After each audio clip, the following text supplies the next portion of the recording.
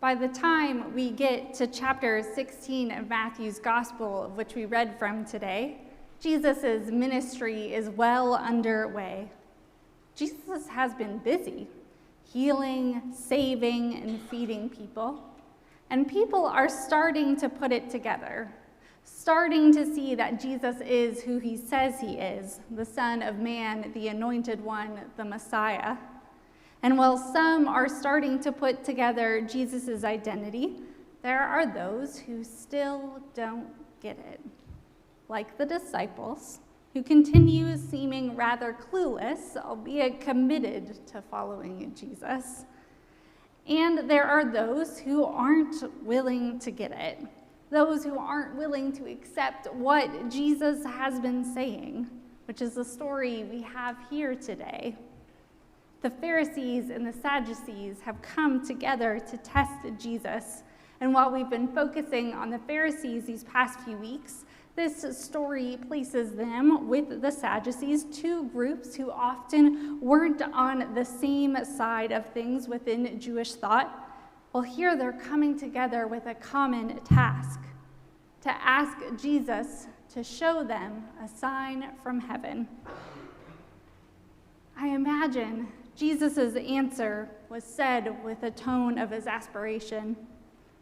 For this isn't the first time that they've asked for a sign from him.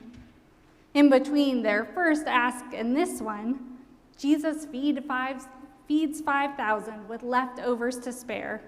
Jesus walks on water. He heals the sick in Gennesaret. He even heals the Canaanite woman who reminds Jesus he is on earth for everyone and not just the lost sheep of Israel. He has done all of this, and yet they ask again, "Show us a sign from heaven."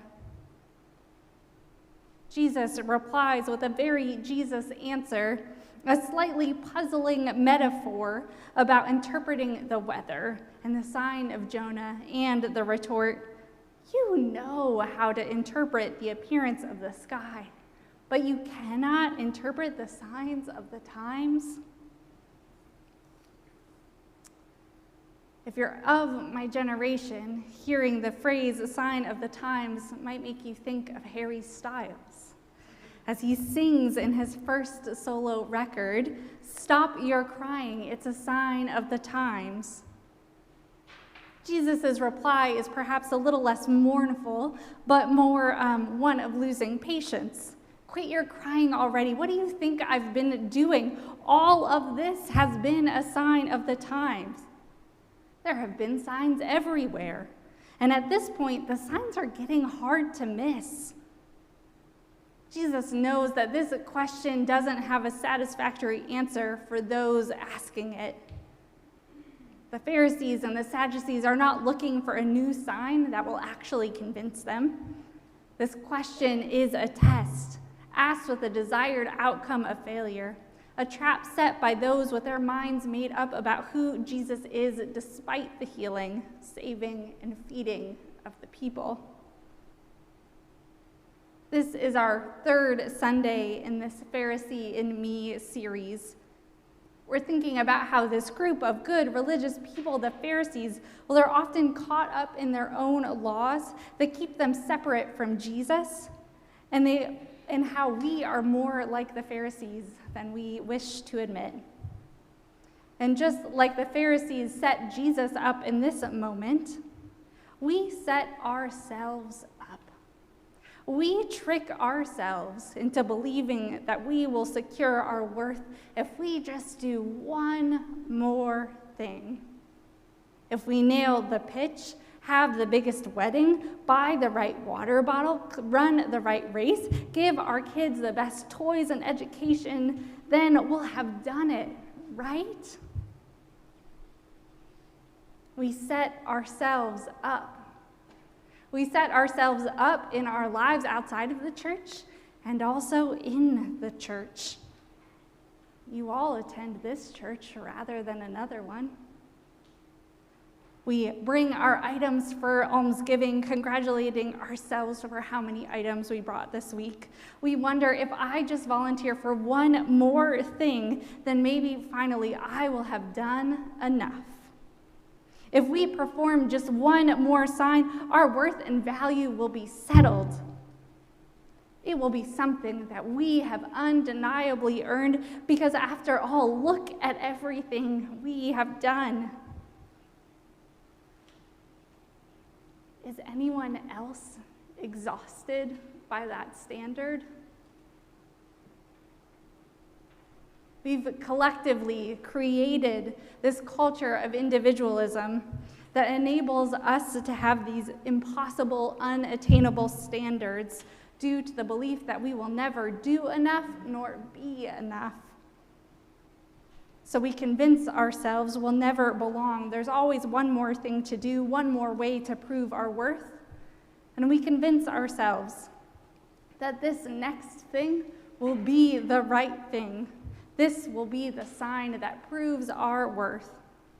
So we surrender our lives to this system, believing the lies that if we just do this one thing, we will be a good enough parent, child, employee, student, Christian. It's just this one sign. But it's never one more sign. Jesus knew this. The author of Matthew even knew it, writing that the Pharisees and Sadducees came to test Jesus, asking for a sign. Reverend Dr. Anna Case Winters points out in her commentary that the Greek word for test and tempt are the same.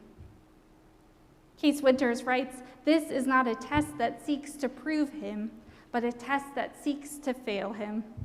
It has a strong connotation of temptation.